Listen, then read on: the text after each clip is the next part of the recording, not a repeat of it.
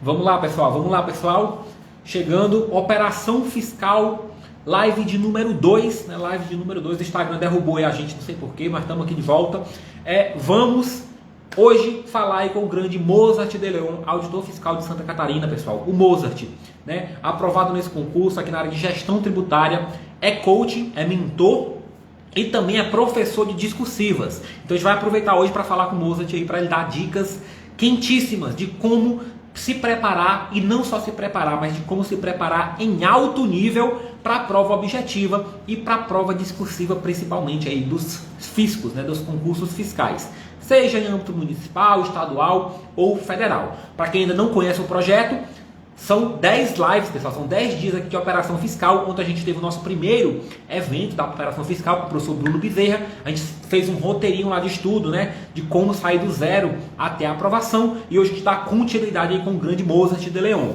Galera, vou pedir para vocês deixarem um like aqui, deixar o like, clica no coraçãozinho, tá com o dedo no coração, é de graça, não custa nada, e manda no aviãozinho para os amigos de vocês que você sabe que quer ter um distintivozinho, que quer ter uma carteirinha funcional de auditor fiscal. Então, deixa aí o like e manda lá para a galera. Já vou convidar aqui o grande Mozart de Leon para a gente bater um papo sobre o tema de hoje. Deixa eu convidar ele aqui. Beleza, Mozart. Guardar o Mozart ali entrar. Beleza, garoto. Boa noite, Mozart. Boa noite, professor Ramon, tudo bem? Tudo beleza, tudo tranquilo. Gostei de ver a Galerinha, então, motivação. para quem não conhece aqui é o grande Mozart, né? O grande Mozart aí, auditor fiscal de Santa Catarina. Primeiramente, viu, Mozart, agradecer a sua disponibilidade de participar aqui desse nosso evento, de participar, de contribuir com a galera. É bem importante a gente estar, né, contribuindo com o pessoal, com a experiência que a gente tem, com as dicas que a gente tem. E aí, primeira coisa, Mozart, já vou te pedir, então, para se apresentar melhor, falar da tua trajetória um pouco, né, como você chegou até o FIS Santa Catarina. Fala um pouquinho aí de você. Primeiro, agradecer aí o convite, sempre muito bom participar aí das lives e principalmente contigo, né, um craque da TI. Mas, bom, falando um pouquinho então da minha trajetória, primeiro eu sou administrador e também advogado, né, me formei em Direito e em Administração, até a faculdade de Direito fiz enquanto ainda estudava, para ser para passar, né, para ser auditor, e ainda não sabia qual dos fiscos eu ia participar. A ideia era se tornar auditor. Bom, falando então um pouquinho da minha trajetória, eu comecei como todo mundo que entra nessa área fiscal, deslumbrando aí a Receita Federal. Geralmente, quem está iniciando pensa na Receita Federal, né, um órgão que tem essa escala nacional. Mas depois eu fui vendo que os fiscos estaduais, alguns são muito interessantes, principalmente esse aqui que a gente entrou em Santa Catarina, que tem uma carga horária bem interessante, né? O nosso trabalho é à tarde e tem um salário muito bom. Então, realmente, tem alguns fiscos estaduais que o pessoal que é iniciante ainda não está muito a par, mas depois de conviver um pouquinho, entender como funciona essa estrutura fiscal brasileira, entende que tem alguns concursos de escala estadual que são muito interessantes, até os municipais, alguns são muito bons também. Então, comecei a fazer esses concursos aí para nível estadual e às vezes municipal, e aí o primeiro que eu consegui entrar dentro das vagas foi aqui em Santa Catarina, talvez um pouquinho de sorte, mas muita dedicação, né? Realmente saiu o concurso, que é um concurso que não sai toda hora, mas saiu quando eu estava mais afiado, quando eu estava mais preparado. E eu sempre digo que a sorte é um fator que une a preparação, o preparo com a oportunidade. Se tu está bem preparado e surge a oportunidade, aí podem dizer que tu teve sorte, mas realmente, se tu não estiver preparado, não adianta, pode surgir milhares de oportunidades que tu não vai conseguir ter a sorte. Então, realmente veio na hora exata e eu consegui aí me preparar na reta final, fazer um bom pós-edital e hoje sim estou aqui tranquilo, né, trabalhando bastante, mas sendo bem remunerado e tendo uma qualidade de vida aí muito fora do padrão brasileiro. Bom, Ramon, eu acho que a gente pode avançar um pouquinho, não sei como é que tu vai conduzir, mas podemos ir aí para os tópicos. Não, beleza, beleza. Então, pessoal, o Mozart falou um pouquinho aí da trajetória dele como concurseiro, né? Como pré-auditor até chegar no físico, já falou até um pouquinho das vantagens do físico Santa Catarina. Realmente é um físico aí diferenciado, né? Até mesmo em relação aos estaduais. Isso que a gente fala assim, mirou na receita, mas na verdade acho que a gente mirou na. A gente costuma falar que a gente mira nas estrelas para acertar a lua, né? Eu acho que aqui em Santa Catarina foi o contrário. A gente mirou na lua e acertou nas estrelas, né? Porque mirou na Receita Federal e passar em Santa Catarina sai até melhor do que o esperado. Mas, galera, o Mozart, né, além de ser auditor fiscal, o Mozart também é coach, né, mentor para concursos e também professor de discursivas. Mozart, antes da gente entrar um pouquinho, né, no tema de hoje, que é como se preparar em alto nível para a prova objetiva de física e para a prova discursiva, fala um pouquinho desse teu trabalho como coach, desse teu trabalho como professor de discursivas também, para a galera conhecer um pouquinho sobre essa tua segunda atividade, né? Perfeito. Bom, então, eu sou coach aqui dentro do Coach Concurseiros. Para quem não conhece, é, um, é, uma, é uma empresa que atua com coach já há bastante tempo no mercado, sempre especializado na área fiscal, mas também a gente atua na área de controle muito forte e agora está expandindo para a área policial e outras áreas, né?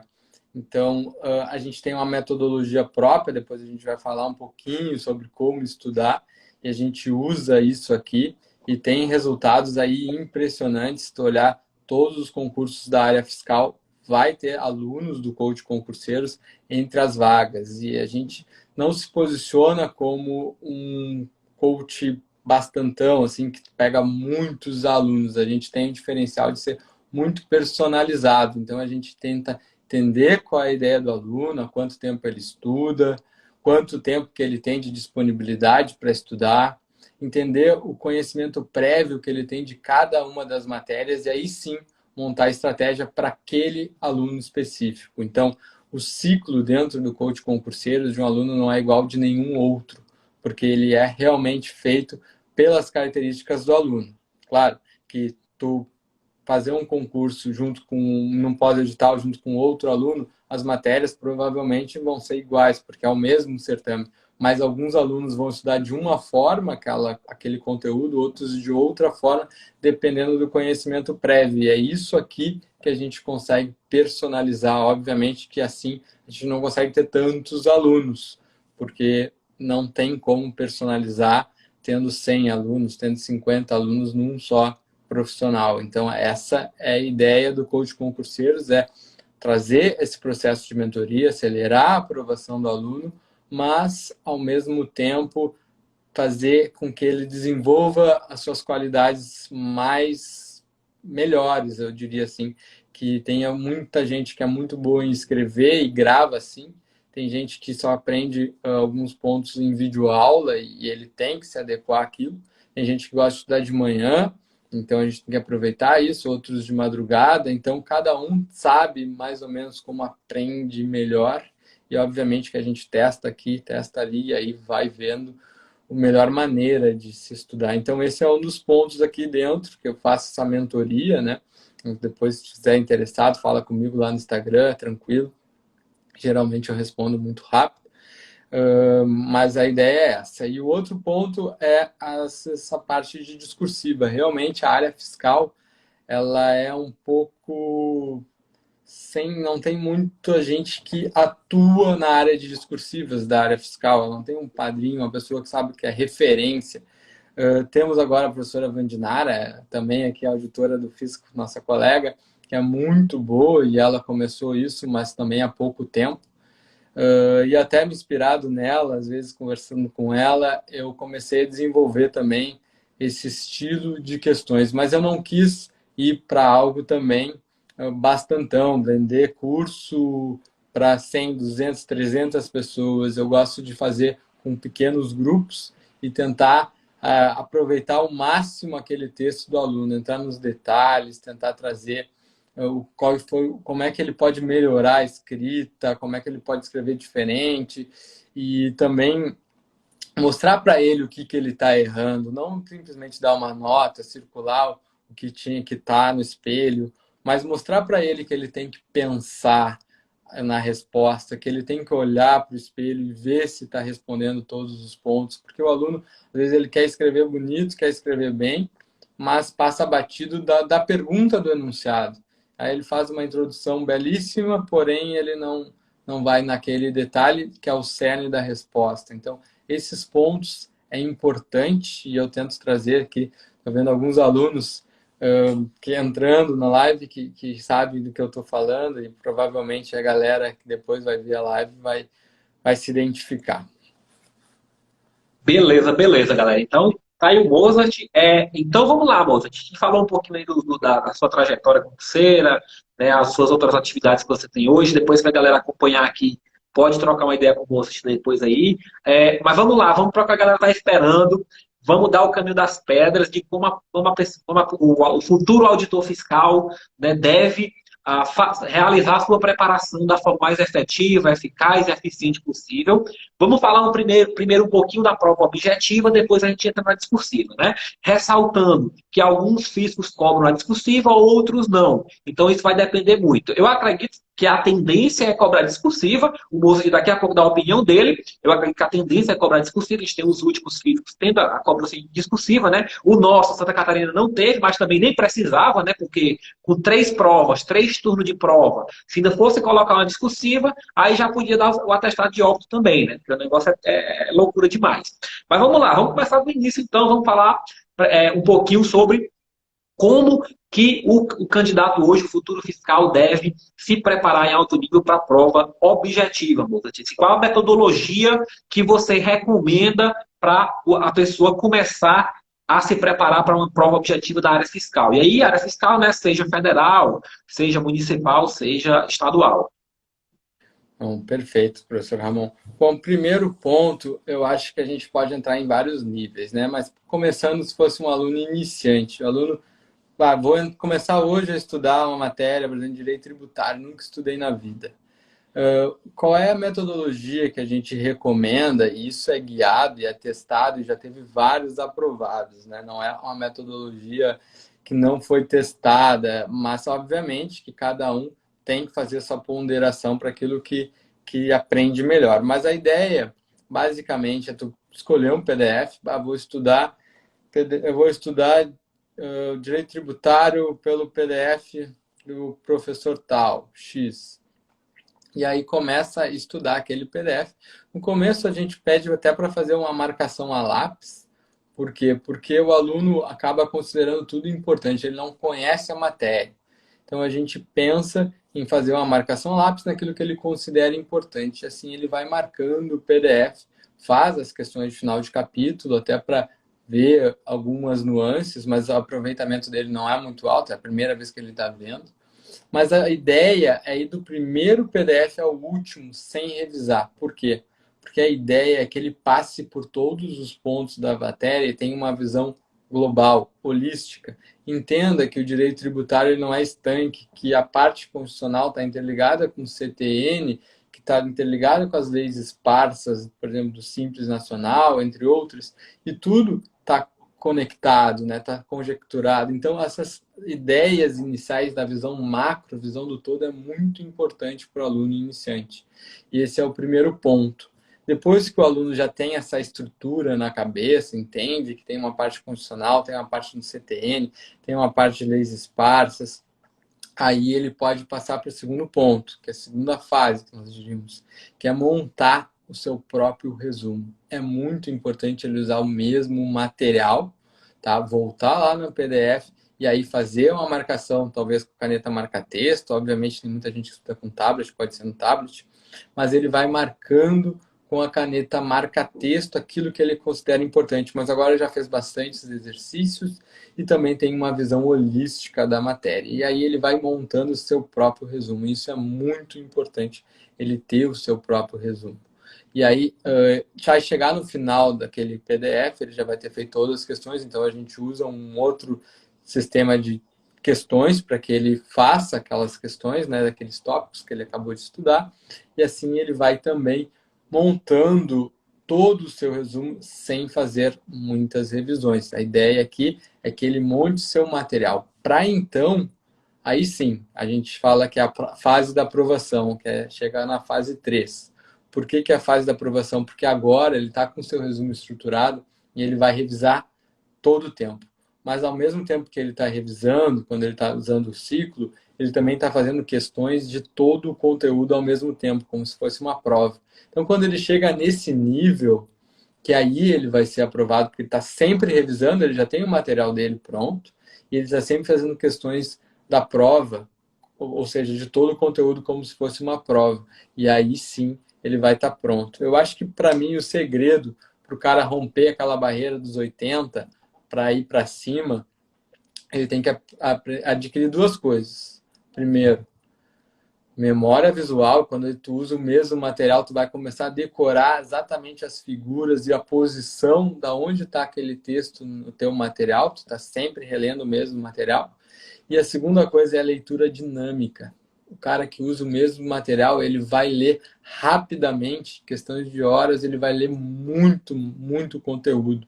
E isso aí sim vai te dar o ganho de escala para chegar esse outro nível, né, que é o nível aí acima dos 80, chegando nos 90, sem ele estar usando esse mesmo material. Obviamente que tu usa o mesmo material, mas tu pode assistir aula de outros professores, pode ver outros materiais e acrescentar naquele que é o teu, tá? Mas o aluno que quer pegar o material, daqui a pouco quer trocar por outro material, trocar por outro material, ele acaba perdendo. O interessante é tu ter uma estrutura e pegar de outros professores, porque sempre tem algumas nuances, alguns insights que algum outro professor pode trazer e te agregar nisso. E aí tu vai ali e ajusta o teu material, acrescenta essas informações e assim tu vai tendo o teu próprio material muito bem preparado. E essa é a ideia. Beleza, beleza, moço. Bem interessante é que você falou lá no Guisa da sua fala agora, que eu queria ressaltar bastante para a galera, né? Eu já fui coach durante algum tempo lá atrás, né? Hoje eu parei com isso, deixo para vocês, mas eu tinha um problema muito sério com os alunos em relação, eu chamo isso do estudo em camadas, né? O estudo da cebola, né? Você faz um núcleo, depois você vai expandindo e tal. Foi justamente essa filosofia que você está trazendo, que é, olha, passa, dá uma visão geral da matéria, entende o que é que trata aquilo, depois é que tu vai conseguir entender as coisas. Às vezes, o aluno já quer entender tudo na aula 1, na aula 0. Ele não vai entender tudo da matéria na aula 0. Às vezes, ele precisa ter uma visão global para poder depois entender de fato o que está ali. Então, às vezes, eu tinha aluno que eu dizia assim, olha, estuda tal aula e avança. Você pegou na sua geral. Não, sei lá, pegava direito constitucional. Parte de introdução ao direito constitucional. Aí a pessoa ficava procurando 10, 15 sites diferentes. Qual é a origem do constitucional, não sei o que, não sei o que lá. Só queria sair daquela aula quando já soubesse tudo. Ia virar doutor em direito constitucional, mas não ia passar em concurso. Então, muito importante a gente ressaltar isso, pessoal. A gente tem que dar o tempo de maturação do entendimento da matéria. E isso não vem na primeira passada, geralmente. Isso inclusive, é mais forte para algumas matérias, né? A minha matéria, por exemplo, TI, cara, primeira passada nem pensar. Nem vendo essa ideia. Pode estudar pelo meu PDF, assistir minhas videoaulas. Primeira matéria, primeira passada, não vai entrar TI. Não entrou para mim, que sou da área, não entra para os concurseiros de TI, que são da área. Imagina para quem nunca viu o negócio, que é um negócio abstrato. Então tem que ter essa paciência, né, de conseguir avançar e depois sabendo que vai ter que retornar, né? E essa questão de fazer as anotações tal, bem fundamental também, porque isso vale para várias coisas. Na verdade, a galera me pergunta, tem lá os cartões do Anki. A gente vai ter uma live aqui com o Lucas Romero também falar um pouquinho de revisões e tal. Professor, eu devo comprar os cartões do Anki? Cara, você comprar cartão do Anki de outra pessoa é complicado, porque o cara não tinha as mesmas dúvidas que você, ele não tinha a dificuldade de revisão no ponto que você tinha. Então é importante, assim, lógico, você não vai hoje construir tudo do zero. Como o Moza está falando, você já tem o material base, já vai ali em cima do próprio material base, já vai marcando, já vai grifando. O cara construir tudo do zero hoje, ele pode gastar muito tempo. Pode ser o caso de algum aluno específico? Pode ser o caso de alguém específico. É por isso que o Moza te falou da importância, né, de cada caso é um caso, essa avaliação ser feita. O que eu gosto de fazer, Ramon, é uma análise, né? A gente chama assim de um pente fino, porque assim, tu faz um diagnóstico daquele aluno, porque às vezes ele é muito bom em vários temas de TI, ele é muito bom nessa parte, nessa outra, nessa outra.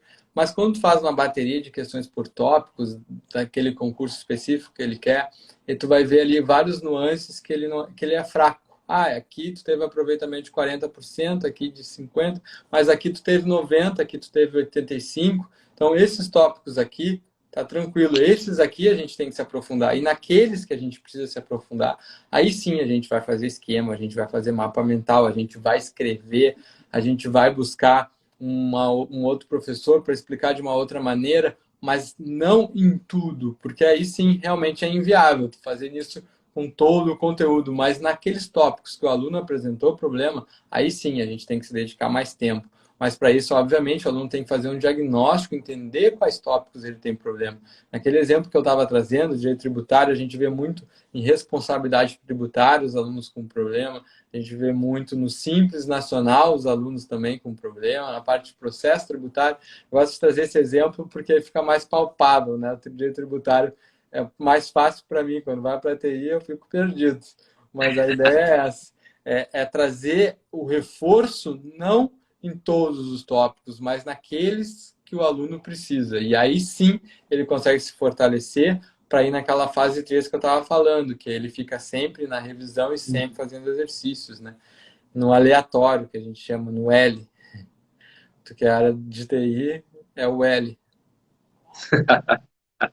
Não, não, beleza. Então, assim, só para fechar para a galera entender, ó, se é aluno iniciante, né? Na verdade, a gente está falando aqui da área fiscal, mas isso vale para qualquer área. Então, você vai ter tem que ter essa paciência para maturar a matéria, entender, depois você vai entrar no outro ciclo. A gente fala que inverte, né? Então, o cara vai fazer muito mais questão do que está estudando algo novo, e nesses pontos específicos ele vai reforçar, né? Você deu o exemplo aí, vou pegar direito administrativo, acho que mais comum para todo mundo. De repente, o cara, se ele tá, às vezes ele fica preso, e aí às vezes toda a vida ele quer começar a estudar introdução ao direito administrativo, classificação das fontes de direito administrativo lá, né? Lei, doutrina e tal. Então ele quer fazer isso toda hora. Só que com isso ele já está com 90% de acerto. Então, Sim. cara, foca em poder legislativo, que tu tá errando, tu tá só com 50%. Então é importante para a galera, quando for montar um plano de estudo, né? Seja aí de forma individual, seja quando o coach faz isso para você, mas se você for fazer isso de forma individual, tem esse cuidado de olhar aqui, de focar mais naquilo que está pior. Né, naquilo que está pior. Senão você fica estudando assuntos. E eu estou falando porque eu tive esse erro, né? Por exemplo, eu fui estudar Direito Constitucional, cara, eu estudei 50 horas de teoria da Constituição. Eu passei em 12 concursos públicos. Quantas questões caíram de teoria da Constituição nas minhas provas? Nenhuma, nenhuma. Nunca caiu a questão de teoria da Constituição nas minhas provas. Cargo específico de TI, né? Lógico que para a galera do direito vai cair, para a galera da área fiscal pode cair também. Mas na minha não caiu. Então tem que ter essa inteligência de saber o que estudar, de saber o que não estudar tanto, de saber o que é que tem que focar, de saber o que não tem que focar. Então essa dica inicial já acho que é bem bacana, né? Bem bacana para a galera ficar atenta nisso. Beleza, vamos lá, continuando, moço. Então, a gente deu a dica inicial para a galera desapegar, né? Assim, para desapegar de entender tudo de primeira.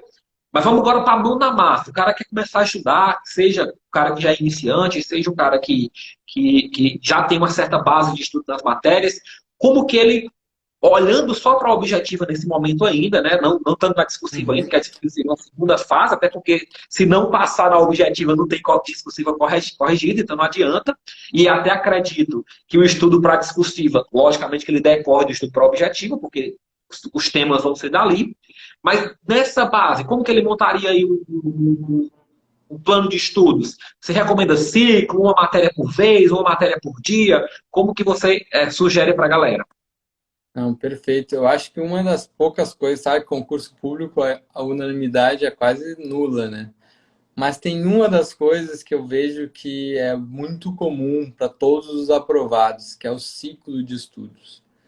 Muita gente até no começo ele não é contra, ele gosta de estudar segunda-feira as mesmas matérias, terça-feira as mesmas matérias, mas quando tu monta um ciclo para o aluno e mostra para ele que aquilo ali está montado pelo perfil dele, pelo conhecimento prévio que ele tem, o tempo que ele tem de disponibilidade e também aquele foco daquele concurso, nas matérias que valem mais, as matérias que valem menos, e monta um ciclo, ele entende o poder do ciclo de estudos. Ele realmente faz o aluno mudar o patamar de estudo dele, porque o aluno muitas vezes na terça ele tem alguma outra coisa, porque segunda ele geralmente vai para academia, fica mais tarde, no domingo ele acaba dormindo mais tarde, acorda mais tarde na segunda, então tem uma rotina às vezes desestruturada. Se tu não tem o ciclo, se é sempre as mesmas matérias, tu vai acabar estudando menos uma matéria do que outra quando vai negligenciar alguns pontos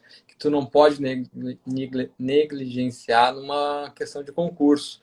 Porque, assim, nós vamos dar um exemplo mais concreto. Está num pós-edital, onde contabilidade é 30% da prova, e aí tu tá deixando de estudar contabilidade para estudar inglês, que são duas questões. E isso, quem não tem ciclo e estuda por dia, acaba cometendo esse equívoco. Então, esse é um dos pontos que eu acho que é quase que unânime. Todos os aprovados, eles estudam por ciclo de estudos. E então essa é a metodologia que eu acredito que seja a melhor. É a questão de usar um ciclo de estudos, obviamente baseado nessa tríade aí, que eu gosto de repetir, que é o conhecimento prévio, o tempo que o aluno tem, porque às vezes o aluno tem 25 horas para estudar por semana, às vezes ele tem 30, às vezes ele tem 40, então tem que mesclar nisso, ponderar esse ponto também. E, por último, o conhecimento prévio que ele tem de cada matéria. Às vezes ele estudou muito uma matéria, mas estudou pouquíssimo TI, por exemplo. Então, por mais que TI tenha um peso, às vezes, menor do que direito tributário, mas direito tributário o cara estuda 4 anos e TI ele está estudando há 1 ano. Então, isso tem que entrar também para ponderar. Agora, se está estudando uma Polícia Federal, onde a informática ali é muito relevante, aí não tem o que fazer, tem que pegar firme, estudar bastante, fazer bastante exercícios, e aí o Ramon pode ficar até melhor que eu. Não, se o cara tiver estudando para informática 30% da prova, ele tem que fazer o curso teórico, ele tem que fazer meu curso de questões, 1.008 questões, o cara resolver a vida dele com informática, né? Porque senão tá vacilando, né? 30% da prova. Amor, mas você falou um negócio bem interessante, que é das poucas unanimidades que tem em concurso, realmente. Né? Às vezes a gente fica, faz resumo próprio, não faz, a discussão, da quebra-pau. Né? Estuda por PDF ou por videoaula, é quebra-pau. Então tem várias coisas em concurso que é quebra-pau, e tá certo, cada um rende, estuda melhor de um jeito. Mas o ciclo de estudo, eu vejo que é uma das poucas, isso é bastante interessante, porque assim, isso aí, pessoal, olha, você botou na segunda-feira contabilidade. Você botou na segunda-feira contabilidade. Suponha que você não estudou contabilidade. Você não estudou segunda-feira. Acabou-se contabilidade, você não vai estudar, só vai estudar na semana que vem. Olha o lapso temporal que você tem para estudar aquela disciplina. E se está no ciclo, é só para quem é um pouco mais iniciante e não entende o ciclo, pessoal, o ciclo é uma sequência de matérias que você vai rotacionando, independente do dia. Então, se você tem lá 2 horas de contabilidade para cumprir, você vai cumprir 2 horas de contabilidade. Aí depois de contabilidade é 2 horas de TI. Beleza, você vai para TI. Independente se é segunda, terça, quarta, domingo, não interessa. Você vai seguir. Na hora que você estudar, você vai seguir aquela matéria. Então, isso, você tem uma diminuição do risco, porque você acaba estudando sempre as matérias sequenciadamente, não negligencia nenhuma, né? Isso é importante, e essa questão da unanimidade é bem interessante, né? Assim, quando eu comecei a estudar lá, nem conhecia ciclo de estudo, mas depois de você vê, aí o maluco ficava estudando lá Direito Administrativo e Direito Constitucional, só isso. Pegava um livrão lá do Marcelo Alexandre e Vicente Paulo, ficava estudando Direito Constitucional e Direito Administrativo. Passava em concurso nunca, né? Passava em concurso nunca, estudando 2 matérias. Então, assim, tem que realmente rotacionar e ter. E você falou um negócio que é da tríade, né? A gente, para quem faz administração, se é administrador, conhece a matriz Guth, né? A galera faz a matriz Guth, que é gravidade, urgência e tendência. A gente pode adaptar essa matriz Guth para chegar na nossa distribuição do ciclo. Então, você pega o seu conhecimento prévio, você pega a quantidade de questões e a importância da matéria. Cara, então você já consegue aí faz um fator multiplicativo, sei lá, diz, olha, meu conhecimento prévio vai de 1 a 5, a importância da matéria vai de 1 a 5 e a quantidade de questões vai de 1 a 5. Pronto, então você já consegue ali fazer uma multiplicativa e encontrar, não, contabilidade é o que eu tenho que estudar mais horas. Eu tenho 25 horas, então contabilidade eu vou estudar 5 horas. Informática para PF, aí eu vou ter que estudar todo dia, eu vou ter que estudar 10 horas. Entendeu? 10 horas da matéria de 25 horas, porque vale mais. Então você tem que fazer essa matrizinha da multiplicação bem simples, assim, digamos, de fazer. Lógico que tem que ter uma autoconsciência, né, do que eu sei, do que eu não sei, tamanho da matéria é uma variável importante, né? Porque às vezes vale muito, mas direito penal, aí você pega o direito penal para auditor fiscal, geralmente é só a parte dos crimes contra a administração pública, aquela parte mais inicial. Então pode ser que seja uma matéria que você não tem conhecimento, nunca tenha estudado, mas é uma matéria pequena. Então, mesmo você não tendo estudado e mesmo sendo complexa para você, você nunca viu e tal, ela vai ter uma carga menor porque ela é menor, de fato. Né? Tem um Então, custo-benefício alto, né? sim, sim, sim. Então você coloca lá. Beleza, então. E aí, você tinha falado já até a questão do subir do 80 por 90. Eu tinha recebido uma perguntinha lá na caixinha de perguntas do pessoal, que era justamente sobre isso. Inclusive, pessoal, vocês podem ficar à vontade para mandar as dúvidas aqui, tá? Podem mandar a dúvida nos comentários, ou então mandem as dúvidas na interrogaçãozinha que tem aqui, tá? Podem mandar também, que era justamente, você até aproveitando, né? Beleza, o cara estudou, o cara tá lá revisando, e o cara tá vendo que ele tá no 70% e ele não sai dos 70%. Inclusive, é a perguntinha que tá na tela aí agora, ó. Como sair de um percentual de 70% e chegar a 80%, 90%? É preciso chegar no 90%? Vamos logo discutir isso. Para auditor fiscal, é preciso chegar no 90%? Não é? Tem que chegar em 95%, tem que fechar a prova? Dá para passar com menos? Vamos entrar nessa discussão aí um pouquinho. Bom, beleza. Até eu antecipei, não sabia da pergunta, mas para mim, o que faz o aluno virar a chave é exatamente isso aí, ter um resumo estruturado, o seu próprio resumo, até quando tu falou ali de pegar resumos prontos, tem até a Laurinha, né, a Laura Amorim, a Lulu concurseira, faz alguns resumos muito bons, mas tu pegar o resumo pronto dela e não trabalhar em cima, não vai te dar o ganho. Agora tu pode pegar o resumo dela e vai para o teu material, isso aqui não tinha no meu material, e vai acrescentando. Aí sim tu tem o teu próprio resumo com todos os pontos ali, e não só o dela, mas de outro professor, e assim tu vai montando o teu próprio material. E no momento que tu monta o teu próprio material, tu tem aquilo ali, um apego. Se tu olhar atrás de mim, tem todos os meus cadernos ali que eu montava, de materiais que eu ia estudando, e isso realmente, na hora de revisar, tu passa o olho, já sabe exatamente a posição e tu lê muito rápido.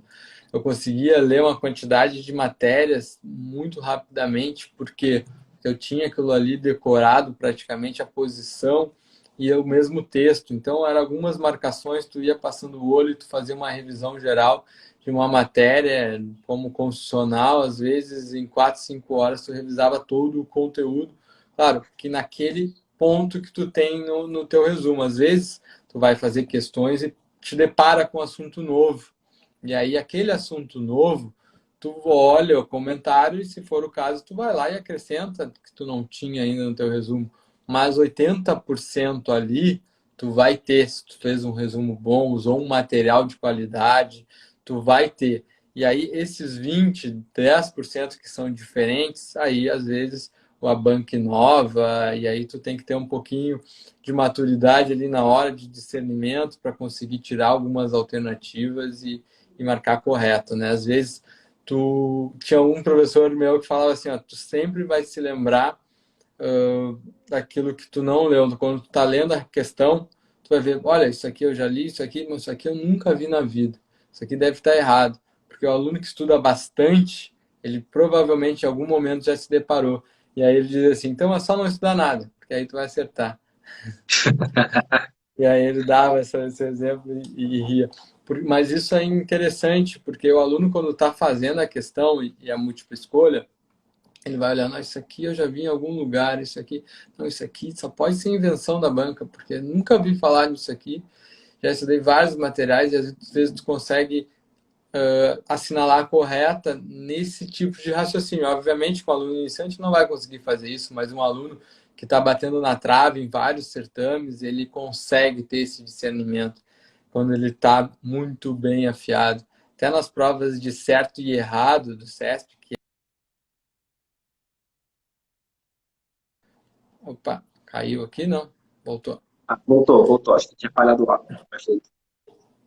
Então, quando o aluno não é muito familiarizado com certo e errado do CESP, a gente diz que a técnica é ser um caçador de erros, porque no errado tu acha o erro e tu consegue marcar com convicção. No correto é muito difícil marcar com convicção, porque tu fica na dúvida, será que realmente é? Será que não é? Tu fica um pouquinho em dúvida daquela marcação, porque tu não acha o erro, e aí é mais difícil. Então, o cara, numa prova certo e errado, vai caçando os erros, e assim ele consegue ter um discernimento maior, ali, com mais propriedade na hora de marcar.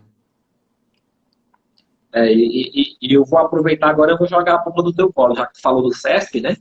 CESP certo ou errado. A gente vai ter aí, ó, Cefaz Alagoas, Cefaz Ceará, que a gente já sabe que vai ser CESP, né? Cefaz Alagoas a gente não sabe ainda, mas provavelmente seja, porque o secretário já disse que vai repetir edital, então deve repetir banca também e tudo mais, né?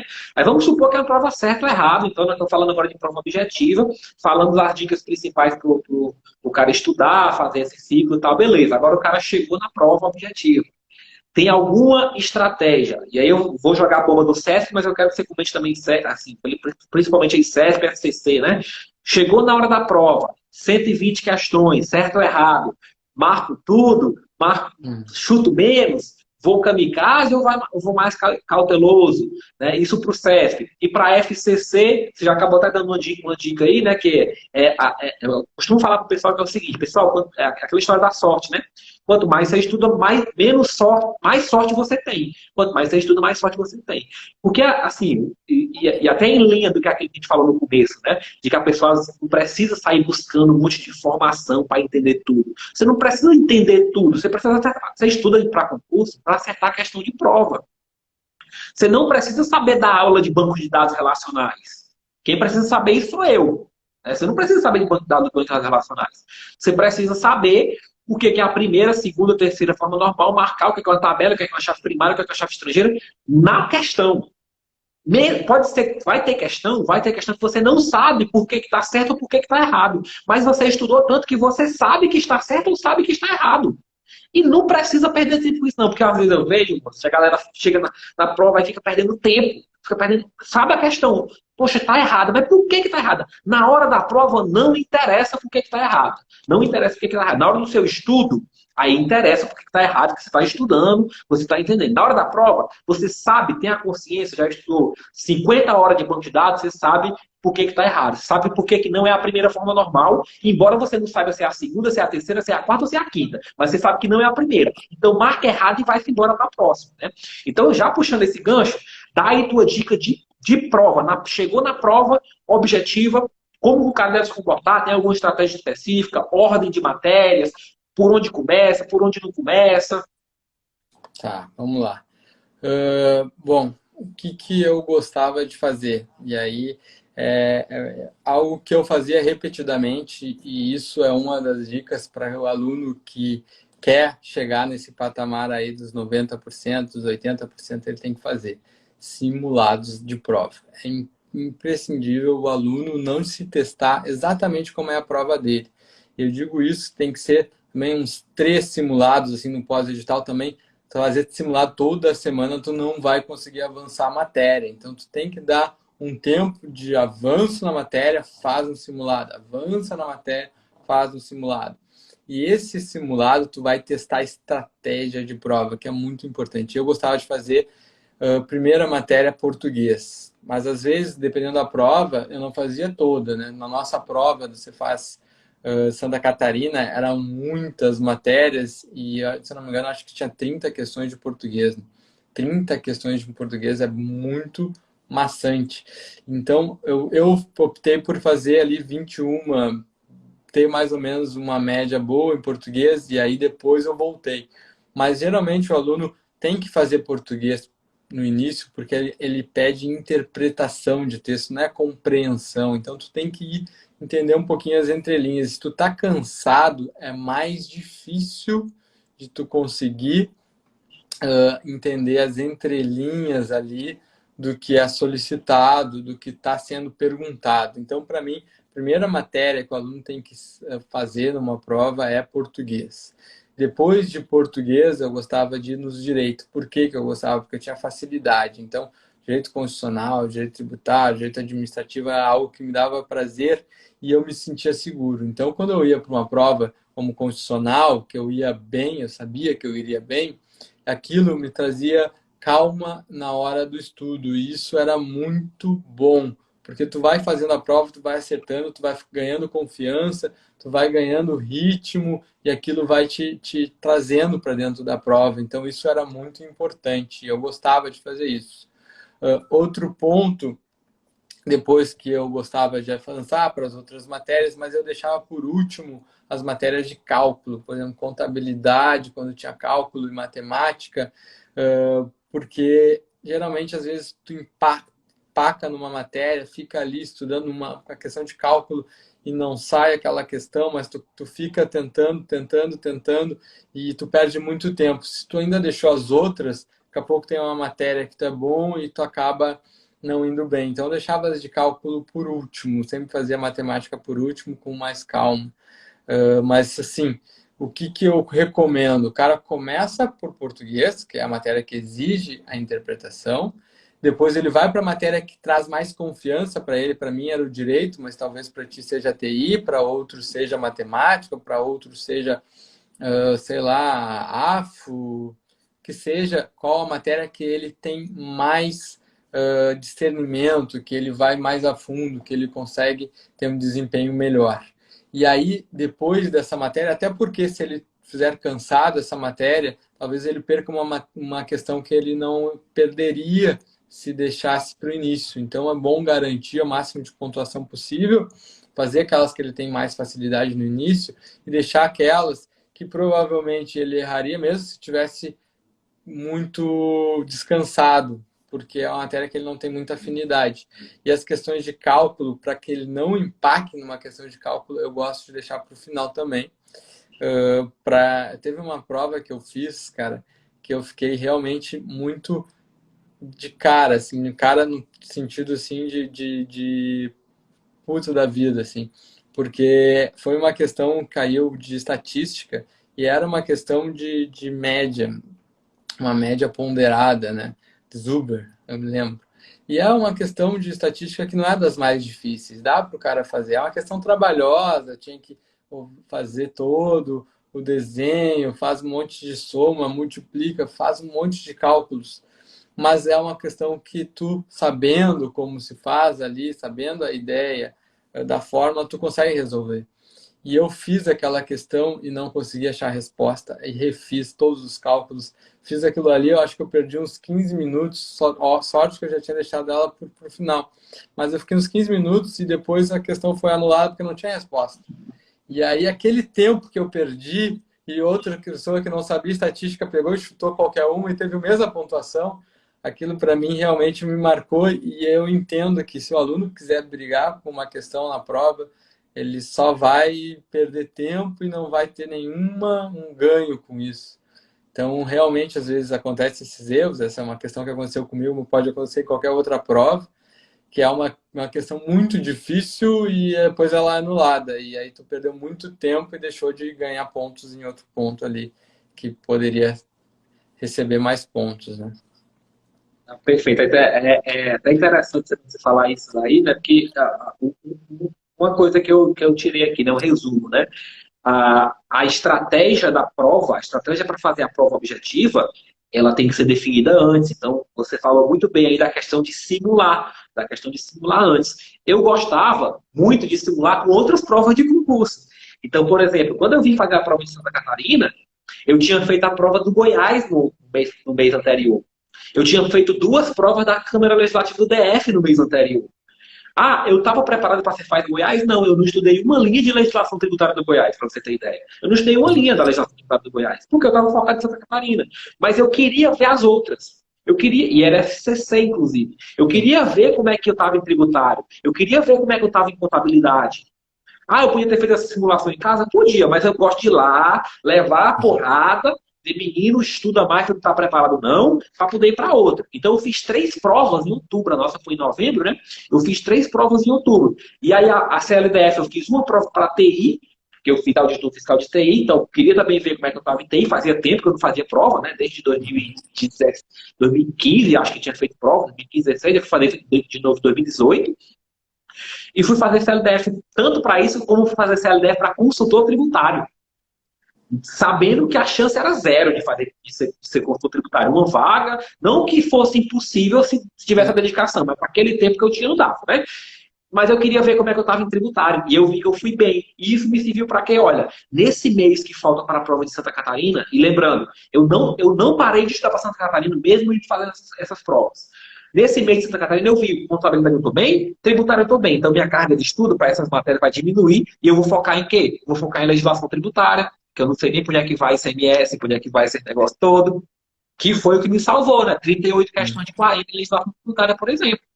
Contra, aí, contabilidade fui bem, tributário fui bem. Então, assim, essa estratégia de prova, não adianta você chegar na hora da prova para definir isso, não. Para sair olhando todas as. Ah, vou fazer qual primeiro? Não, você tem que decidir isso antes. E os simulados são importantes para isso, e outras provas são importantes para isso.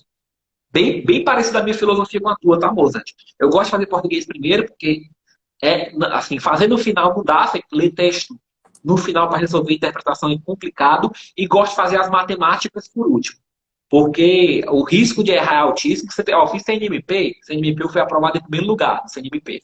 Mas teve uma questão de matemática, tinha 5 questões de matemática, nem valia muita coisa. Mas teve uma questão que eu tentei resolver e não deu. Sabe, passo para a próxima. Simbora. Cara, depois eu voltei para essa questão de matemática, acho que era raciocínio lógico, matemática, não lembro exatamente. Eu demorei, assim, faltava, e geralmente eu termino as provas rápido, tirando a de Santa Catarina, que é FCC de 100 questões, aí não dá para terminar rápido, não. Mas as provas de FCC de 60 questões, geralmente eu terminava rápido. Então faltava tipo 1 hora para entregar a prova ainda, eu já tinha feito porque eu sabia tudo da prova, e faltava essa questão de matemática. Cara, eu fiquei uns 30, 40 minutos tentando fazer essa questão. Eu não lembrava a forma rápida de fazer, né? E eu fiquei tentando fazer o esquema burro, né? O esquema burro que é você tentar tiver alguma questão de sequência. Então eu fiquei tentando escrever toda a sequência para poder chegar. Não deu, não deu. Tipo, mesmo com meia hora numa questão, eu não consegui fazer. Imagina, igual o seu caso, imagina se eu faço isso lá no começo. Eu gastei meu cérebro meia hora, aí eu ia errar a questão besta de linguagem de programação que eu tinha estudado, ou questão besta de engenharia de software que eu tinha estudado. Então é importante definir essa estratégia antes, viu, pessoal? Não deixe para definir essa estratégia no final, na hora da prova, não. Definam isso antes. Ok, então agora, pode falar. Não, esse é um ponto que eu gosto de falar bastante para os alunos e também para o pessoal, que geralmente eu estou nos grupos, é treinar simulado, mas obviamente o jeito que tu treinou é interessante, né? Questões da banca, de concursos muito recentes, mas você tem que treinar exatamente a mesma prova que tu vai ter.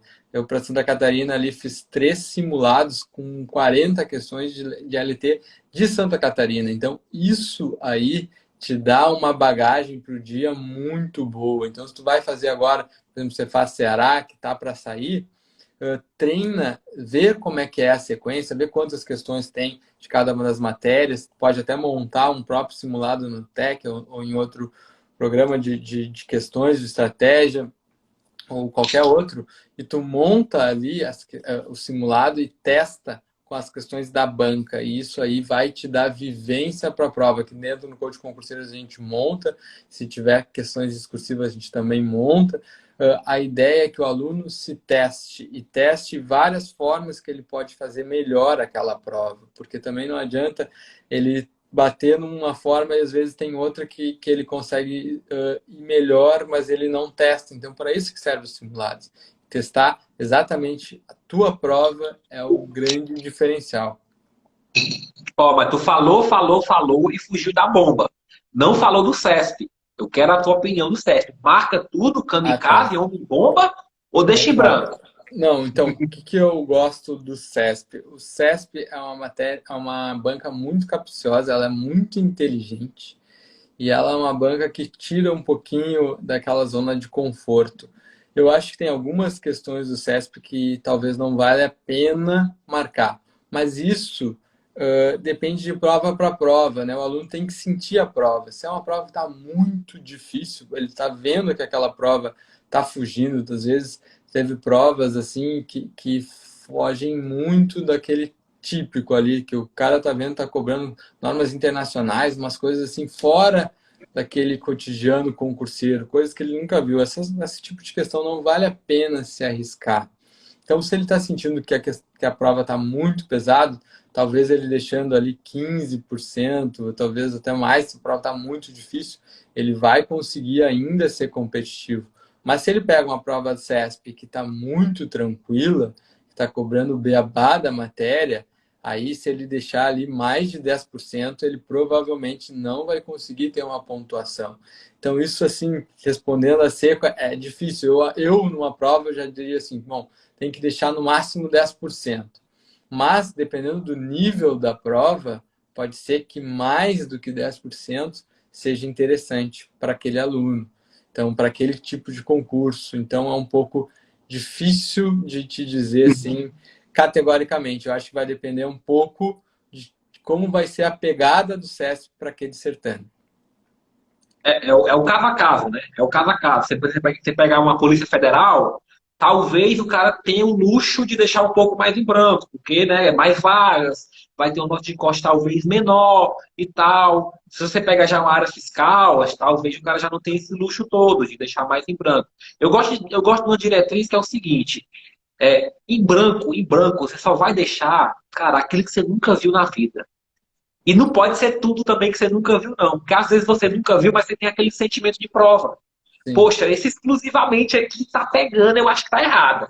Entendeu? Então, assim, você tem que fazer isso. Então, assim, 120 questões, você vai deixar 10, 15 questões. Se você deixar muita questão em branco, o pessoal vai assim, mas eu preciso fazer, sei lá, 70 para passar. Aí o cara acha que se ele marcou 80, ele vai acertar 70. Ele não vai, entendeu? O SESC não é assim. O SESC você não faz 80 questões convicto, você não faz questão de 80. É como o Boza te falou, acerta, você nunca vai ter certeza se está certa. Quando o gabarito sair, você já pode ter dúvida.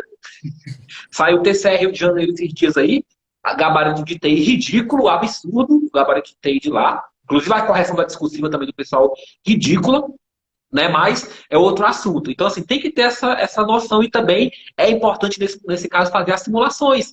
Como o Bozo falou, pega os simulados e olha, poxa, se eu deixar mais em branco, vou fazer uma marcação diferente. Vou supor que eu marquei 80 e vou supor que eu vou chutar mais 20. Vamos ver, será que dessas 20 que eu chutei, faz uma marcação diferente, faz uma estrelinha, faz um quadrado, um triângulo, qualquer coisa.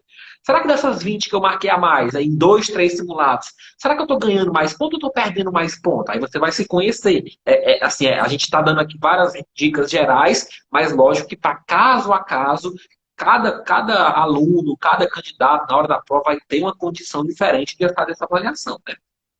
Até tem uma técnica, claro que isso aí é um assunto para uma outra live, mas tem uma técnica de fazer provas do CESP certo e errado, né? Que se diz que se marca, obviamente o aluno tem que ser um aluno muito experiente, porque senão isso é um tiro no pé.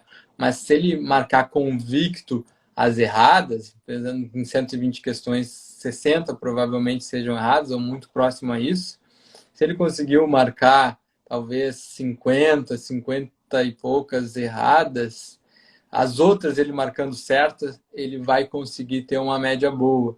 Mas isso aí tem que entrar nos pormenores de uma série de fatores, mas porque o errado é mais fácil de ser convicto, o certo tu marcaria todas as demais, obviamente perderia um pouco, mas ainda ficaria com uma média boa, mas tem que ser um aluno muito experiente, a prova não pode estar também rasgando, né? Porque senão realmente a técnica pode ser um contrapé ali, mas que também quem quiser saber mais sobre ela pode falar comigo lá em um vídeo que explica isso direitinho.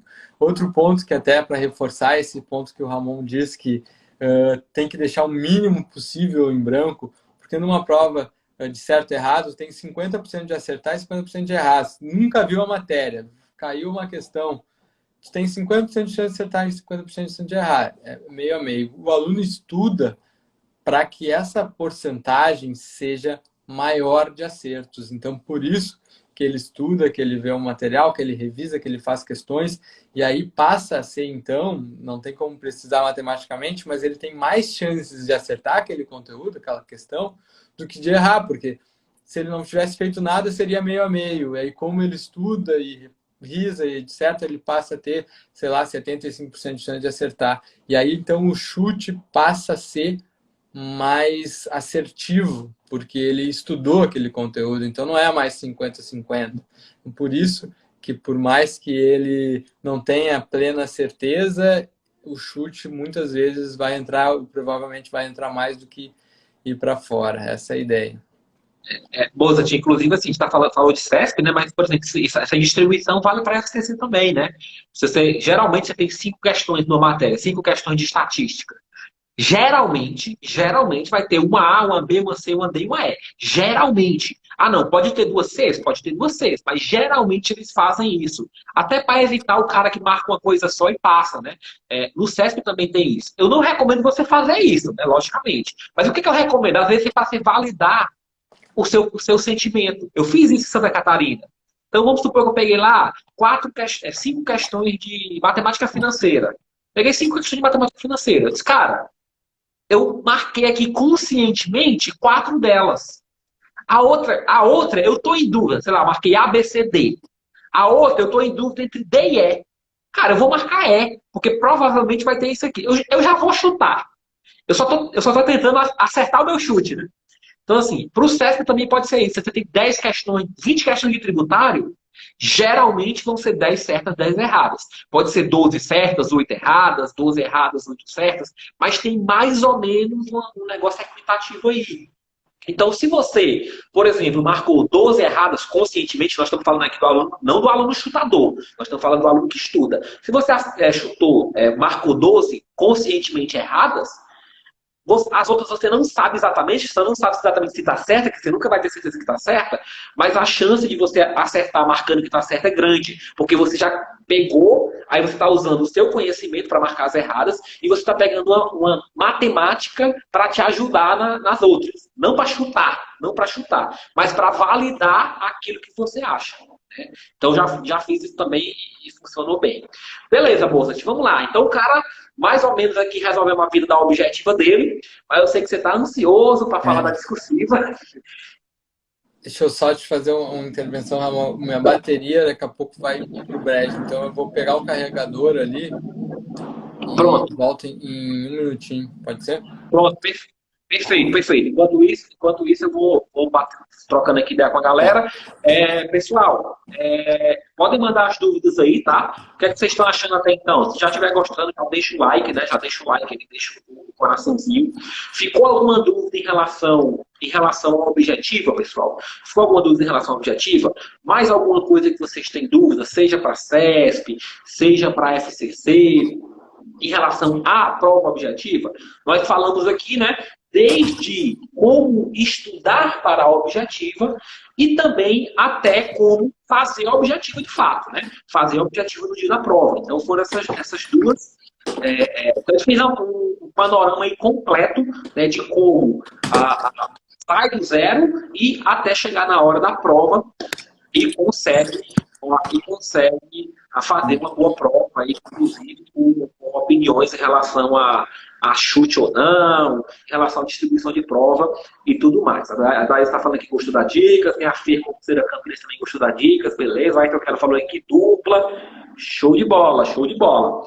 Deu certo aí, Mozart? Deu certo, consegui aqui, peguei já. Beleza. Lembrando, pessoal, que uma operação fiscal vai até a sexta-feira da semana que vem, né? Até a sexta-feira da semana que vem. Amanhã a gente vai estar aí com o Ricieri, o grande Ricieri, também auditor fiscal aqui de Santa Catarina. Galera de Santa Catarina, né? Eu chamei quase todo mundo, que é mais próximo, né? Mais fácil de chamar, então. Mas a gente também vai ter galera da Bahia, aí o Cristiano Luna vai estar por aí. Vai ter também futuros auditores, viu, moço? Eu não chamei só professor e só auditor, não. Eu chamei a galera que está estudando justamente para trocar essa ideia de como está a rotina de estudo, de repente passar uma dica ali para o pessoal e tudo. Então, vamos lá. E lembrando que na segunda-feira nós vamos lançar o curso de questões comentadas de TI para a área fiscal. 4.000 questões selecionadas. Hoje, inclusive, eu acabei já selecionando, já comentando 300 questões só na parte de banco de dados, né? Que é aquela história, o cara que está mais avançado, ele não vai mais revisar, fazer teoria, fazer nada. Ele vai fazer o quê? Ele vai fazer muita questão. E para TI, a gente tem uma dificuldade específica. Como que eu seleciono questão que vale ou que não vale para o meu edital? Como que eu seleciono questão que não é avançada demais para mim, que só cai para o cara de TI? Então tem essa dificuldade. Para isso, eu tenho que varrer. E aí não adianta eu entrar no TEC, no que concurso, no sistema de gestão de estratégia e simplesmente colocar o filtro, não. Porque não tem como fazer, porque o escopo da TI é indefinido. Então, para isso, eu preparei esse material aí, esse curso, com mais de 4.000 questões comentadas de TI para a área fiscal, que vai facilitar a vida de muita gente, com certeza. Né? O cara não vai perder mais tempo. E aí, moço, tinha uma coisa que eu até falei, né, que eu até falei na live de ontem também com o Bruno, que a pessoa pergunta assim, professor, mas será que vale a pena eu adquirir um produto desse? Será que vale a pena eu contratar uma mentoria com o Mozart? Mas, cara, faz o seguinte, pega um salário aí no concurso fiscal, a Receita Federal, que paga seus 28 mil, 30 mil. Se tu antecipar a tua aprovação, se tu contrata uma mentoria com o Mozart e tu antecipa a tua aprovação em um mês, tu já pagou a mentoria do Mozart. Um mês, basta que o cara te antecipe em um mês. E com certeza o cara te antecipa mais. O cara te antecipa em 6 meses, em 1 ano, em 2 anos.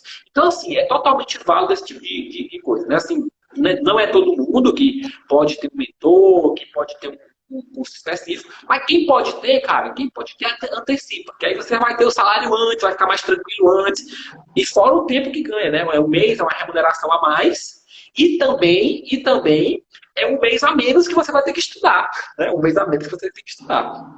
Então, tudo isso aí, ó.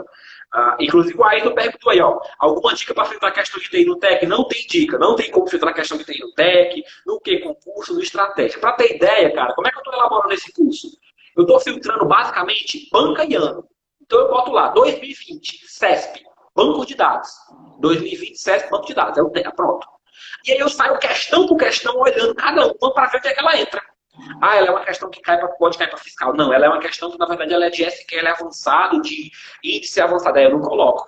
Então não tem como fazer isso. Foi por isso que justamente surgiu aí a ideia, né? O pessoal pedia muito isso. O professor faz um filtro. Cara, se eu for fazer um filtro lá, provavelmente eu vou ter que entrar para alguns assuntos em questão por questão. Então eu resolvi fazer isso em PDF, para quem quiser saber melhor aí na segunda-feira. Então quem tiver na segunda-feira vai ter condições especiais, vai ter bônus, vai ter preço especial para quem tiver na segunda-feira para adquirir o curso. Beleza, então vamos lá entrar na discursiva, né? Na discursiva, vamos entrar na discursiva. Tem uma questão de objetiva, mas já estou aqui alugando muito Mozart, né? Estamos com 1 hora de live. Na verdade, eu nem combinei muito qual era o horário com ele, só o horário de início, né? Então, vai lá. Mas vamos lá, ó. Só responder a do Rosildo que é rápido. Todo concurso fiscal cobra TI de 2018 para cá, praticamente todo. De 2018 para cá, e não só cobra, como cobra com peso alto. Santa Catarina, o Mozart se livrou de TI, porque no cargo de gestão tributária não tinha TI. Mas no cargo de fiscalização a galera penou, porque não só caiu TI, mas caiu TI pesada. Eu até brinco, viu, Mozart? TI para a área de fiscalização foi mais difícil do que TI para TI. O cara tinha que fazer SQL, cara, com nota fiscal eletrônica, com escrituração fiscal digital, um negócio assim altamente avançado, viu? Que a gente aqui na prática demora para fazer o troço. Mas vamos lá. Então vamos entrar na discursiva. O cara passou na objetiva, tá nota boa, beleza. Como que o cara tem que estudar, né? Antes de tudo, né? Como que o cara tem que estudar para discursiva, Mozart? Bom, primeiro, cara, objetiva todo mundo sabe um pouco estudar, né? Tu vai ali, estuda, lê o PDF, faz questões, faz mais questões. Então, essa é uma ideia que o iniciante, ele já vai tendo uma ideia. Mas eu vejo aqui, teve muitos alunos que vieram comigo para fazer a segunda fase do DF e eles não sabiam como é que eu estudo discursiva, porque eu quero fazer questões objetivas. Para mim é fácil, eu vou ali, faço a questão e aquilo passa mais o tempo, mas a discursiva eu não sei estudar.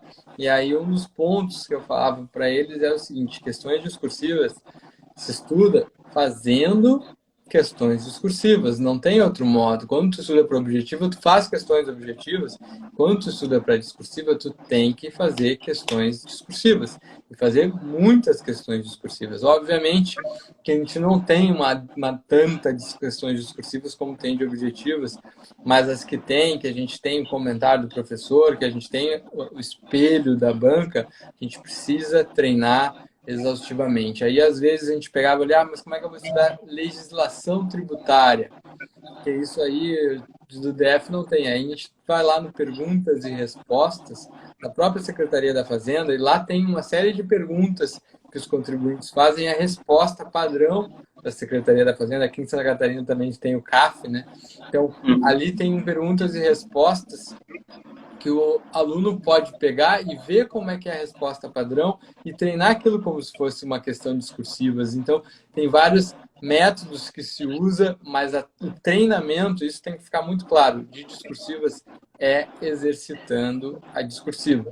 Isso é o ponto básico, o ponto inicial, treinar discursivas, exercitando discursivas. Tá, show de bola. Joga futebol treinando futebol, né? Não joga futebol treinando tênis, né? Então, cada coisa é cada coisa, né? Beleza, moço. Eu vou até antecipar um ponto que a gente tinha botado aqui no nosso roteirinho, mas acho interessante puxar para agora, falando do objetivo e tal. Como que o cara deve iniciar esse estudo, né? Você falou que como que o cara deve fazer? Tem que fazer treino com discursiva. Mas quando que ele inicia? O aluno iniciou hoje, ele já vai incluir discursiva também? Ou ele tem que estar mais avançado, tem que estar melhor no estudo da objetiva para poder incluir discursiva? Você tem algum parâmetro para nortear o cara em relação a isso? Quando que ele deve procurar, né? Seja em discursivas, seja estudar de forma mais direcionada para isso? Tá. Eu acho que especificamente aqui falando da área fiscal, que não é questão de redação, né, que nem cai na PF, que aí é outro esquema, mas para a área fiscal ele tem que ter um conhecimento razoável de direito tributário, de legislação, para poder estudar discursivas. Ele não tem como pegar e agora entrar num curso se ele não sabe o beabá do direito tributário, se ele não tem aquele esquema do direito tributário na cabeça e também da legislação. É importante o cara ter uma ideia da legislação na parte geral muito bem definida. E aí eu estou falando aí de lei complementar 87, de lei complementar 24, que são a base aí da legislação tributária estadual. Aí falando de ISS, a lei complementar 116, esses pontos o aluno tem que saber muito bem. E aí ele consegue fazer uma boa discursiva, porque na área fiscal, quando a gente está falando de questões discursivas, é o conteúdo que é importante. Diferente de uma redação onde eles avaliam muito bem a estrutura, os erros de português, mas aqui na área fiscal, o importante, tanto na área de controle, é o conteúdo. E aí esse aluno tem que ter uma boa noção. Ele não precisa ser um expert, porque para iniciar a primeira vez que ele vai fazer discursiva, é até interessante que se ele for colar alguma coisa, tudo bem, mas é interessante que ele já vá se ambientando como é que é para sentar, para escrever, porque hoje em dia o pessoal está sempre no computador, ele não para mais para escrever. Então é importante que ele comece a se ambientar e entenda que tem uma estrutura, entenda que tem um tempo, entenda que ele tem que sentar, olhar para a questão e começar a escrever.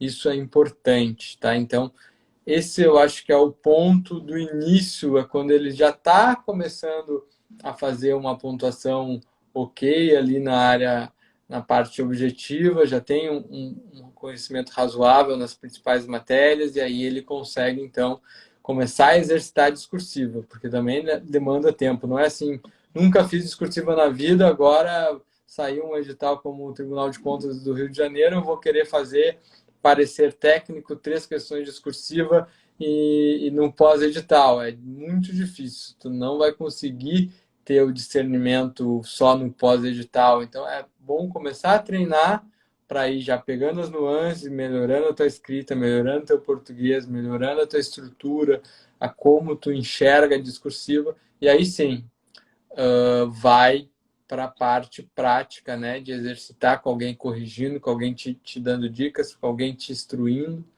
Esse é o ponto. Assim, é bem bacana também essa questão, porque assim, a gente livra o 8 e 80, né? O cara, então, para começar a estudar discursivo, ele nem vai ser o cara iniciante, está começando hoje, já vai ter discursivo ali, a não ser que seja uma redação, aí é outra história, como você falou, né? Que se é redação, tema geral, aí ele já pode estudar desde o começo, sem problema nenhum, mas se é uma discursiva, ele não vai ser no início. Antes de saber o que é imposto, taxa, contribuição de melhoria, antes de saber quais são os impostos de competência da União, Estado, DF, município, antes de saber o que é ICMS, imposto de incidência, tudo bem, tudo mais, ele não vai já começar discursivo. Mas também ele não tem que esperar estar com 90% no objetivo, estar com 90% no simulado, estar com 90% no rendimento das questões, né? Ele pode ter aquela primeira passada que você falou da objetiva, né? O cara que deu a primeira passada tem uma noção geral, ele já pode estar ali iniciando em relação à discursiva. Idealmente, né? Idealmente, antes do edital. Na verdade, tudo é ideal antes do edital, né? Inclusive, as revisões são ideais antes do edital. Então, quanto antes começar, melhor. A galera fica muito preocupada, viu, Bozo? Ah, quando que vai sair o edital da Receita Federal? Eu costumo perguntar o seguinte, se sair amanhã, você está preparado para encarar as 20 e tantas matérias da Receita Federal? Às vezes o cara nem começou a estudar de contabilidade, o cara nem sabe o que é legislação aduaneira, e o cara já quer que saia a Receita Federal amanhã. Entendeu? Então, assim, tem que aproveitar até esses momentos aí. A galera tá estudando para PF, foi suspenso. Cara, ganhou mais 2 meses para estudar. Né? Cefaz Ceará ia sair esse mês, parece que fica pro mês que vem. É mais um mês que você tem para estudar. Então, vários concursos que tem para sair. Aproveita isso, reforça aquilo que você já construiu e inclui aquilo que você não construiu ainda. Então, se você já é um cara avançado na fiscal, estava esperando o Cefaz Ceará para esse mês agora, inclui discursiva agora. Para estudar, você faz Ceará agora já discursiva um mês antes do edital, né? 20 dias antes do edital, e assim vai. Então, o pessoal tem que colocar isso na cabeça que quanto antes, melhor, né? Quanto antes, melhor. Ó, o grande Bruno presidente aí da Esfera, valeu, Brunão. Tem pergunta para você aí da Larissa, tá? Se pode transcrever a legislação na discursiva. E a Isabela tá por aí, ó. A Isabela, professora Stop, né? Esposa aí do nosso amigo Lucão. Então tá, deixa eu responder aí a Larissa, se pode transcrever a legislação. Realmente pode, Larissa, tá? Até um dos pontos que tu tem que usar a linguagem padrão, a linguagem jurídica nessas questões, porque eu já vi um erro de um aluno meu até no concurso de São José do Rio... Não, como é que é? São José do Rio Preto, será que é isso? A cidade lá, no interior de São Paulo, acho que é isso. E teve questão discursiva lá, e o aluno, ele sabia a questão, sabia que para entrar com um recurso, era uma questão que falava sobre um recurso, tu tinha que fazer um depósito. E aí, com o depósito, tu conseguia fazer o recurso. E ele, em vez de escrever depósito, ele escreveu pagamento. Porque na cabeça dele, ia desembolsar o dinheiro. Só que pagamento, em termos jurídicos, é muito diferente de depósito. Pagamento extingue. E o depósito ele vai suspender aquele crédito tributário. Então, são situações totalmente diferentes para o direito tributário. E ele, obviamente, errou a questão, mas porque ele usou o termo jurídico equivocado. Então, quando tu usa a literalidade, né, o ipsis liter da regra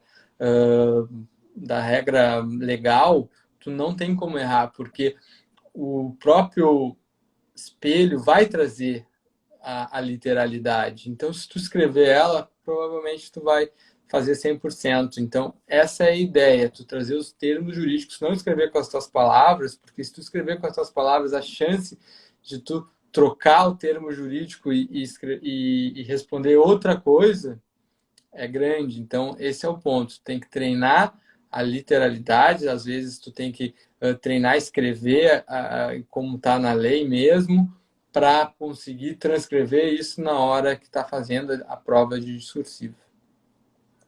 Ó, vou puxar o gancho aí. Esses dias aí eu elaborei um recurso aí para a galera do TCR Rio de Janeiro, uma prova absurda lá de mineração de dados, mas uma coisa que eu percebi que a galera perdeu o ponto, não porque o que tinha sido pedido não estava na escrita, mas às vezes só estava numa ordem diferente.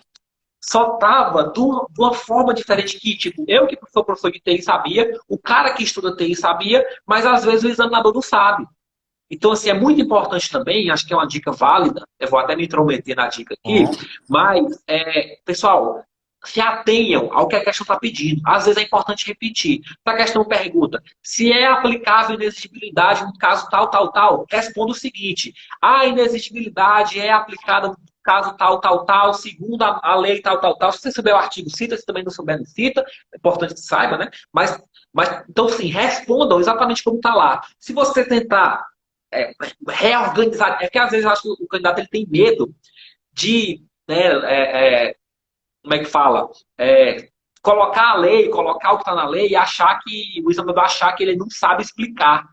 Não, o examinador não quer que você saiba explicar exatamente, ele quer que você saiba responder. Né? É isso que ele quer que você saiba. Inclusive, quando eu fui fazer essa correção, eu recuperei uma discursiva minha do TCE Ceará, que eu tirei lá nota 100. E aí eu fui ver justamente isso, né, 100 de 100. Fui ver justamente isso. O cara perguntava o seguinte: quem é o fiscal do contrato? Eu respondia segundo a instrução normativa. O fiscal do contrato tem que ter servidor designado, tal, não podendo ser terceiro, desde salvo contratação para apoio, papapá. Então, sim, resolva de acordo com aquilo que está sendo pedido.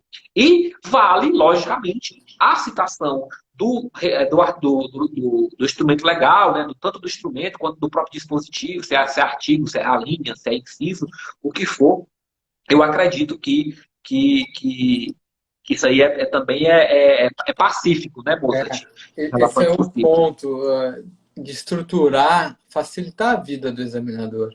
Então, ele te dá uma estrutura, ele pede um item, depois ele pede o item 2, o item 3, responde na ordem que foi perguntada, se possível, repete o cerne da questão, repete para poder embasar o teu texto. Isso facilita a vida do examinador e isso é muito bom para vocês, porque se tu facilitou, ele vai conseguir achar no espelho e vai conseguir pontuar. Se tu trocou a ordem, às vezes até tu te perde, às vezes não responde um ponto, o examinador também não vai ficar procurando, porque ele tem 500 questões para corrigir, 500 provas, e ele não achou, dificultou, ele já vai dar um errado, vai ter que entrar com um recurso, e ainda corre o risco de ainda não ter esse recurso aceito. Então, esse é o ponto. Facilita a vida do examinador, responde na ordem, bota uma parte do enunciado para deixar isso muito claro para ele o que tu está respondendo.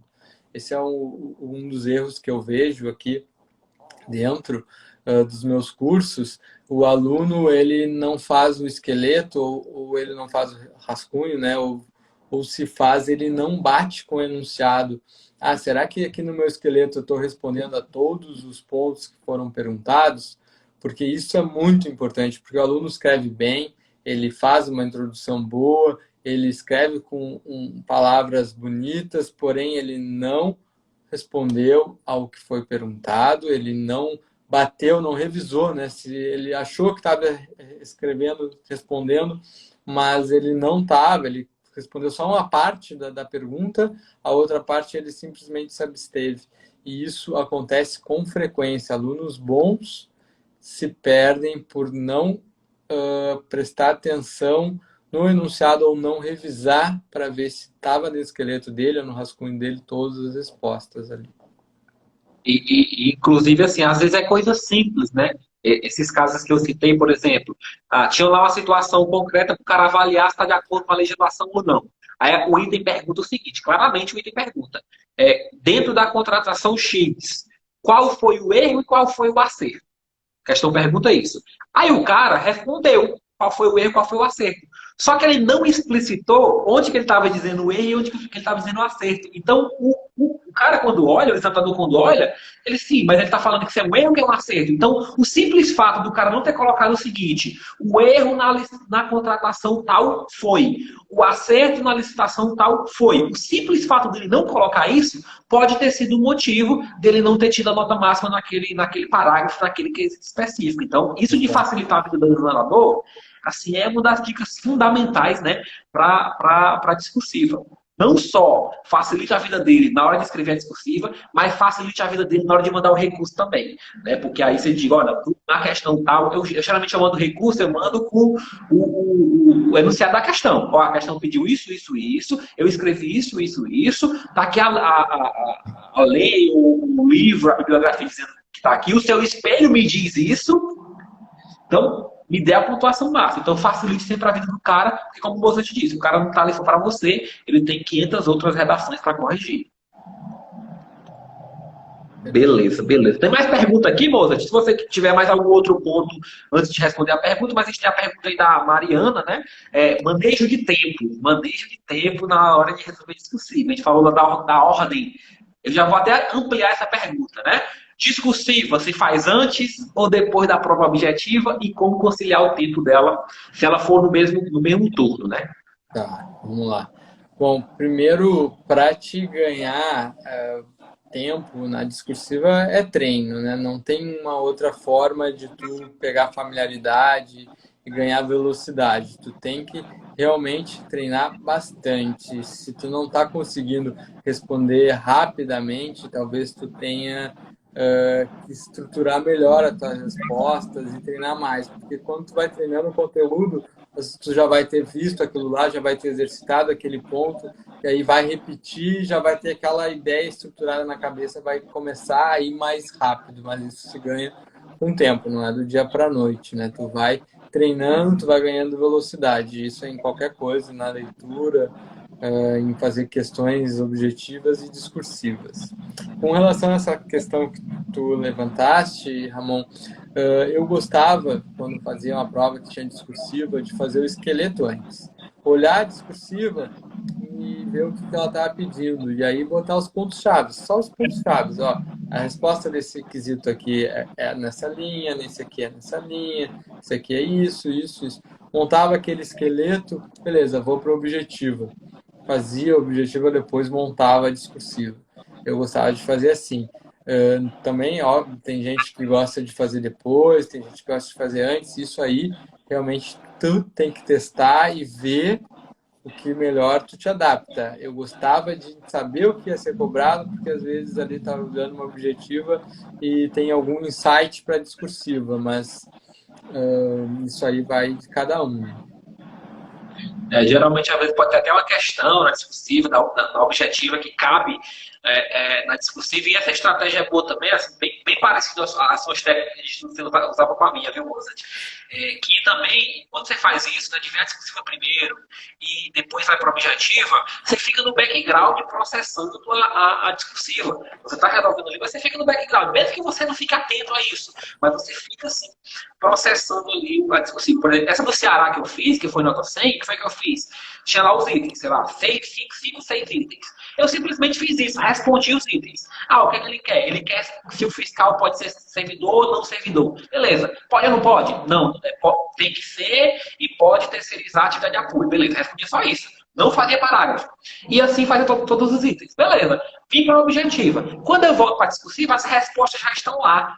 O que é que eu vou ter que fazer? Basicamente estruturar os parágrafos, mas eu não tenho mais que pensar o que é, o que não é, o que pode, o que não pode. Não. Agora eu tenho que pensar em como organizar da melhor forma e deixar o mais claro possível, o mais técnico possível, dentro daquilo que está sendo pedido. Tu já não toma mais o susto, né?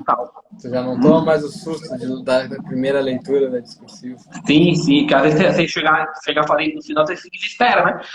Deixei 1 hora pro final para discursiva. Aí você olhou para discursiva, vixe, mas o que é isso? É assim, já teve discursiva que aconteceu isso comigo. Eu olhei assim e disse, vixe, o que é isso aqui? Aí depois você vai olhando, peraí, dá pra fazer isso aqui. Mas até uma das técnicas, não sei se chegou, o Lucas Romero, também um dos nossos colegas, ele fala um pouquinho sobre memorização. E uma das técnicas, essa que tu falou, de ficar pensando e rememorando aquilo, ele cita no curso que ele tem, é um curso bem rápido ali de memorização que ele tem, eu dei uma olhada, é muito interessante. Mas tem essa ideia de tu ler aquilo ali, no começo tu não vai, não vou conseguir responder, mas é igual cantar uma música ou cantar o hino nacional, tu pensa assim, mas esse hino eu nunca vou saber cantar, mas tu começa e vai se lembrando, e vai se lembrando, e vai se lembrando, e aí tu vai e daqui a pouco cantou tudo, porque teve aquele ritmo, né, o início. Então, quando tu olha para a discursiva, toma um susto, mas aí tu vai escrevendo, vai te lembrando, vai escrevendo, vai te lembrando, e as coisas vão encaixando. Isso é normal com todo mundo. Beleza, deixa eu ver aqui, ó. Alguém perguntou aqui de algum palpite, deixa eu ver se a resposta aparece tudo na Cefaz Ceará. Tem algum palpite se a discussível será junto, qual o objetivo, será duas fases na Cefaz Ceará, e aí a gente não consegue, pelo menos eu não consigo ter esse palpite, acho que o Mozart também não, mas chuta aí, Mozart. Eu não tenho ideia. Vai depender da pressa que eles têm. Se eles querem um resultado mais rápido, que eu acredito que é o certo, vai vir ao mesmo tempo. Mas se eles querem um concurso para pegar o pessoal melhor preparado, dar mais tempo para a galera se preparar, eles vão fazer dois tempos. Mas eu acho que aqui, no momento que a gente está, com a pressa que eles estão, provavelmente vem ao mesmo tempo. Beleza, beleza. Moço, você tinha. Acho que a gente pode ir encaminhando mais para o final, mas você tinha separado dois pontos aqui que acho que tem que ser comentado, né? Que você tinha falado aí, até pela sua experiência de acompanhar o pessoal que faz discursiva e tudo mais. Quais são os principais erros de conteúdo e os principais erros que a galera comete aí, tanto em conteúdo quanto em português e tal? Dá um bisu para a galera aí, para que a galera não cometa esses erros nas discursivas. Em relação ao conteúdo, até a gente já citou, um dos pontos é usar a linguagem coloquial, às vezes a linguagem linguagem sem ser a linguagem padrão, né, jurídica, ela usa as palavras que ela está acostumada a falar no dia a dia e acaba se equivocando no termo jurídico. Esse é um dos pontos que eu vejo acontecer muito, com galera até bem preparada, que sabe o conteúdo, mas na hora troca os termos e acaba perdendo nota por causa disso. Outro ponto que eu vejo também, que eu já comentei aqui, acho que é a terceira vez que eu estou falando, é o aluno não dar atenção na revisão para ver se ele fez todos os pontos que foram perguntados, se ele está respondendo a todos os quesitos da questão. Esse é outro ponto que eu vejo acontecer muito, e isso acontece, o aluno está escrevendo, daqui a pouco ele se perde naquilo que ele está escrevendo, ele acha que ele já escreveu de tudo, mas ele está deixando alguns pontos em branco, então por isso vamos parar e olhar o esqueleto ali, ver todos os pontos que está respondendo, porque isso é importante e isso realmente acontece na prática. Com relação aos erros de português, Ramon, a gente tem inúmeros, né? Mas assim, o que eu vejo muito acontecer e algumas coisas que eu reforço nos meus cursos o pessoal tem usado os dois pontos equivocadamente. Os dois pontos ele tem que ter uma palavra, uma frase completa para te poder usar, né? Tem professores que dizem que tu tem que poder substituir pelo ponto final. Então, se tu parar a frase no meio e usar os dois pontos, tu vai ser descontado. Então, isso é uma das coisas que o pessoal quer usar os dois pontos, porque ele vai explicar, mas não faz uma frase completa, e isso aí acaba perdendo ponto. Outra coisa é o uso incorreto da ênclise, né? A ênclise é aquele tracinho com um SE no final, ou qualquer outro dessas sílabas, mas a ênclise é no final, né? Tem a próclise que é antes. E a mesóclise que é do nosso ex-presidente. É do Temer. A mesóclise é do Temer. Exato. Então vai lá. Exato.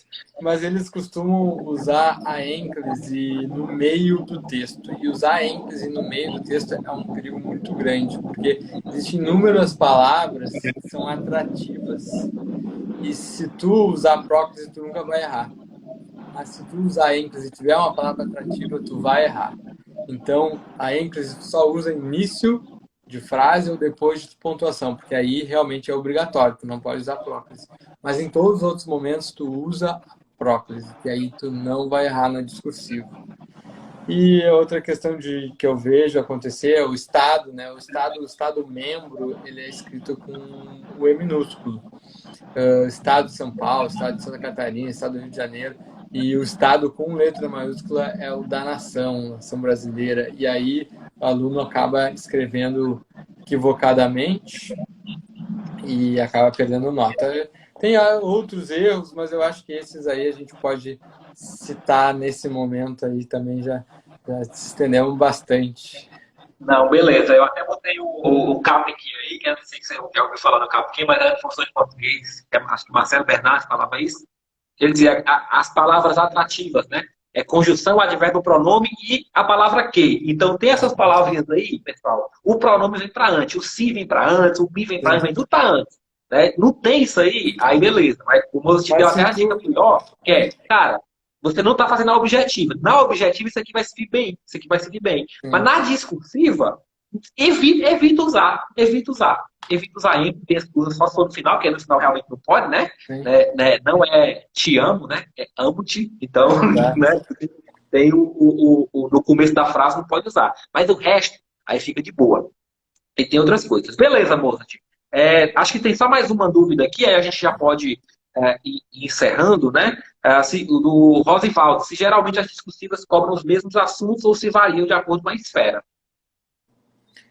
Então, a discursiva depende um pouco da banca, né? Mas o SESC, ele está inovando às vezes, pede alguma coisa um pouco fora da curva, mas assim, tu sabendo aquela questão dos principais tributos, vou estudar para o Cefaz Ceará, tu tem que saber aquela regra matriz de incidência de cada um dos tributos, do ITCD, tu vai ter que saber do IPVA, tu vai ter que saber do ICMS.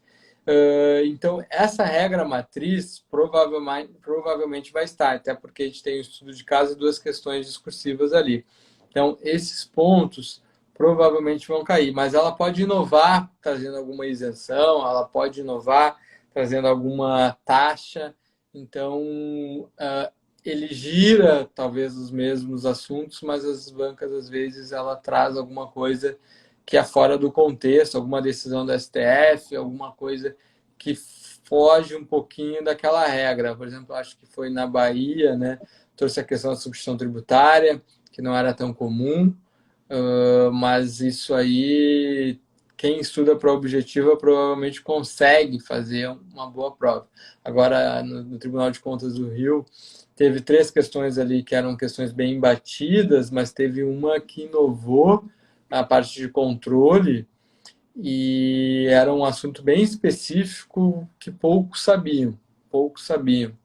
Então, acho que, se não me engano, era defesa, agora não me lembro exatamente o termo, mas inovou um pouquinho. Então, tem essa questão que tu não é só aquele beabá como era antes ali, quando a gente fazia questões de ESAF da Receita Federal.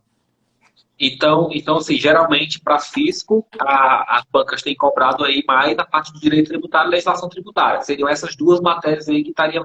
Sim, pode ser que aconteça de cobrar outra, mas o que tem sido mais comum, direito tributário e legislação tributária, correto? Então, legislação tributária e direito tributário provavelmente vão ser uma questão mesclada, a mesma questão vai envolver as duas matérias. Como a gente tem ali, você faz Ceará com mais 2 questões, talvez a gente tenha uma questão de contabilidade, uma questão de auditoria, uma questão que envolva auditoria com contabilidade. Então, isso pode acontecer. Na área de controle tem muita parte de AFO, né? Então, AFO, contabilidade pública, mas em relação a especificamente um tópico da matéria, que aí sim, na parte de legislação, a gente fica com a regra matriz de incidência, aspecto temporal, aspecto espacial. Então, isso aí que costuma ficar nesse meio aí. Beleza, beleza. Moça, então acho que a gente já tirou bastantes dúvidas, né? O português, bastantes dúvidas da galera aí. Eu queria agora agradecer, né? Agradecer a sua disponibilidade por participar aqui do nosso evento Operação Fiscal 2021. E queria deixar aí para você fazer as suas considerações finais, né? Dar aí alguma dica final. Chama a galera lá para o teu curso de discursiva, que eu sei que tu é fera.